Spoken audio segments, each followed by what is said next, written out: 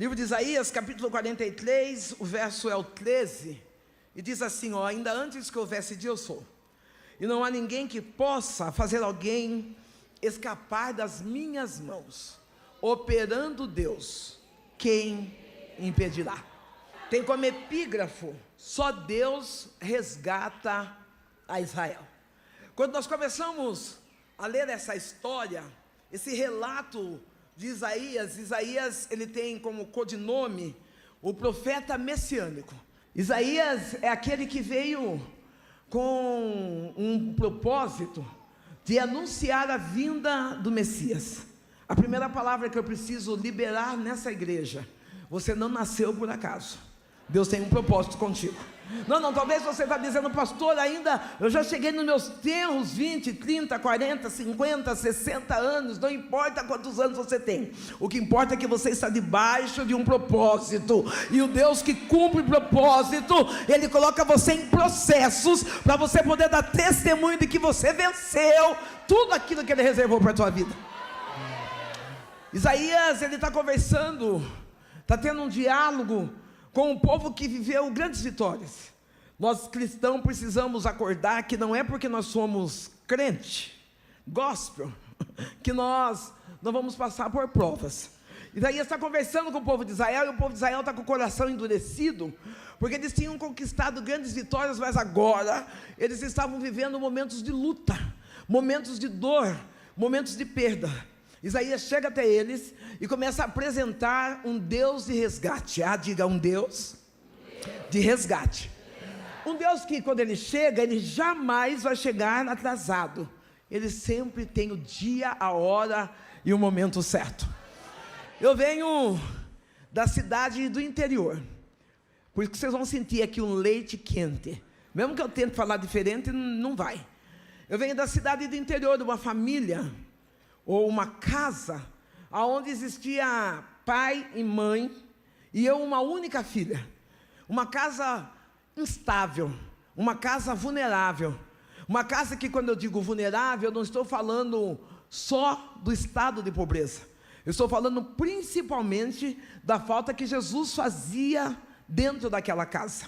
Já vou liberar outra palavra. Talvez você está querendo uma casa no Alphaville. É melhor uma casa na Zona Leste do que melhor um lar na Zona Leste do que uma casa no Alphaville. Porque casas são construções. Agora lar é aquilo que nós fomenta dentro da nossa casa.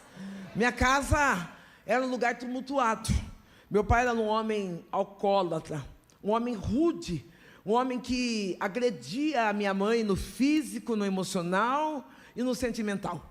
Minha mãe se torna uma mulher apagada, uma mulher sem brilho, sem sonhos e sem expectativa de vida. Meu pai, ele deixou algumas marcas. Eu quero dizer que tudo que eu falar aqui são só marcas, jamais ferida. Meu pai deixou algumas marcas em nós. Por exemplo, ele tinha o costume de, quando nós conseguíamos um alimento digno, ele evacuava em cima do alimento para que nós não viéssemos comer. Meu pai fazia xixi dentro da jarra, colocava na geladeira para que eu e minha mãe viesse tomar. Era natural eu ver meu pai tacar a panela na cara da minha mãe arrancar a faca para esfacar meu pai. Eu cresci nesse ambiente tumultuado. No caminho da vida, aos 8 anos de idade, na área de alfabetização, eu fiz amizades na escola. E na escola tinha uma amiga, que é minha amiga até hoje, que o pai dela era um espetáculo. O pai dela colocava ela sobre os pés, carregava no colo, fazia cangote. Um homem que eu admirava demais o tratar de pai para a filha. Ele, percebendo a admiração que eu tinha para com ele, ele começou a usar algo que era o meu ponto fraco. Eu necessitava de palavras de afirmação. Já vou liberar outra palavra para você. Se você precisa que alguém diga quem você é porque você não sabe quem você é. Não, às vezes tem pessoas que, pastora, as pessoas dizem que eu sou inteligente, mas eu não sei. As pessoas dizem que eu sou bonita, mas não sei, querido. Se você não sabe, não vá atrás de aprovação de pessoas, vá atrás de aceitação daquilo que você é. Você não é uma ruína, você não é estrago, você não é um erro. Eu nasci num casamento ruim, nasci de um escrúpulo. Não importa. Deus projetou você para nascer e você não vai dar errado. Deus fez você para dar certo. Daquela fragilidade, Aquele homem, quando eu passava na frente do mercado, um homem conhecido da família, amigo dos meus pais, ele dizia assim: Sandra, você fez desenho hoje? E eu mostrava meu desenho para ele, eu fiz. E eu mostrava meu desenho para ele, feliz, sorrindo. E ele dizia: como você é talentosa, como você é inteligente. E me deu um lápis. Passado um tempo, esse tempo pode ser 2 dias, como pode ser um mês. Passado um tempo, ele me para e faz os mesmos elogios. Como você é inteligente, como você é esperta, como você desenha bem. E me deu uma lata de sardinha. E passado mais um tempo, ele me deu 2 pães. E passado mais um tempo, ele me deu 2 bifes. Passou mais um tempo, você já sabe o que ele me deram. Eu fui estuprada por esse homem. Aos 8 anos eu tive um encontro com o pedófilo. A dor da pedofilia. Um homem que frequentava a minha casa, um homem que tinha amizade com a minha família.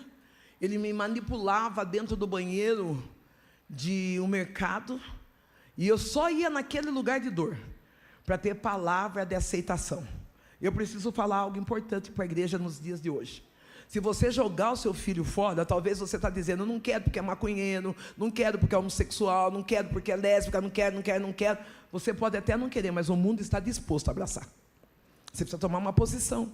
Nós, como igreja de Cristo, precisamos nos acordar e dizer: não, na minha casa, ainda que esteja em deformidade, eu tenho força suficiente no joelho para Deus fazer um resgate extraordinário. Eu não vou contar testemunho, não vou contar estrago, mas eu vou contar superação, porque eu como mulher, você como pai, nós somos pessoas que oram, e onde há oração, há transformação. Naquele lugar de dor, naquele lugar de medo, naquele lugar de aflição, era o único lugar que eu me sentia amada. Era o único lugar onde as pessoas diziam, ele dizia: Jesus, eu te amo, você é especial para mim. Eu me distraí com ela. Aos 12 anos, o meu pai, alcoólatra, ele escolhia... Meu pai alcoólatra, ele escolhia algumas situações para que nós viéssemos ser envergonhadas diante da sociedade.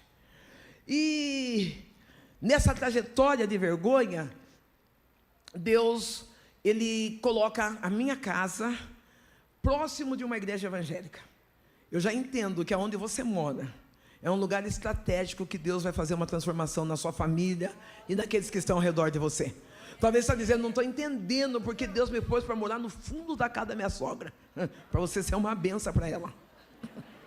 Não é para ela ser uma benção para você, não. A casa é dela. Se você está desconfortável, você que tem que sair.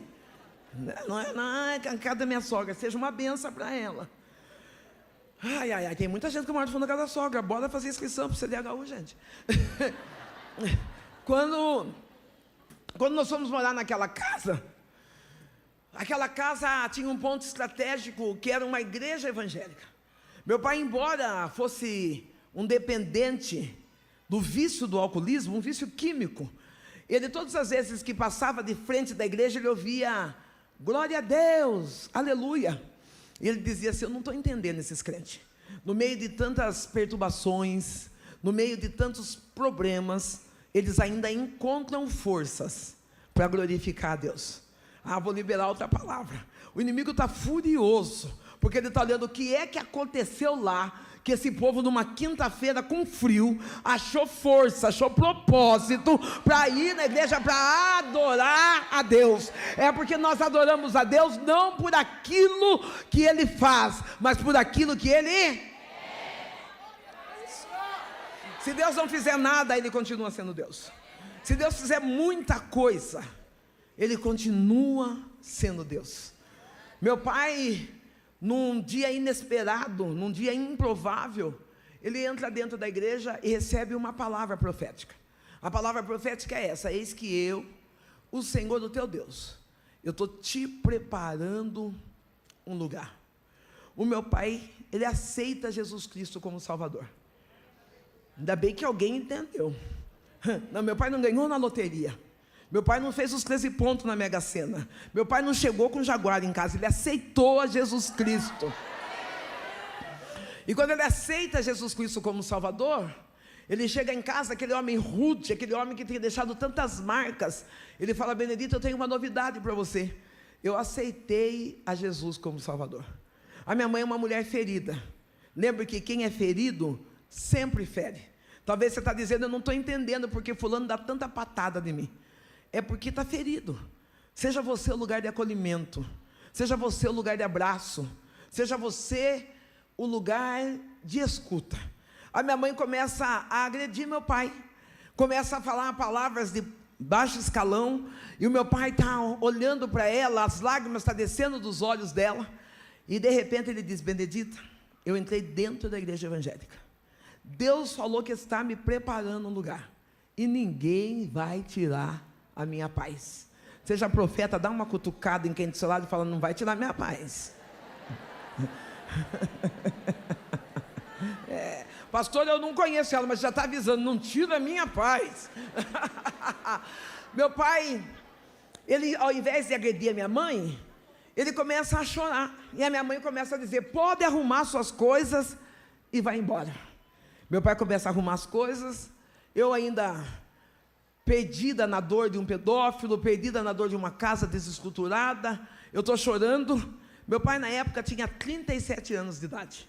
A minha mãe, com dó do meu pai, ela diz: você dorme hoje aqui em casa, mas amanhã você tem que ir embora.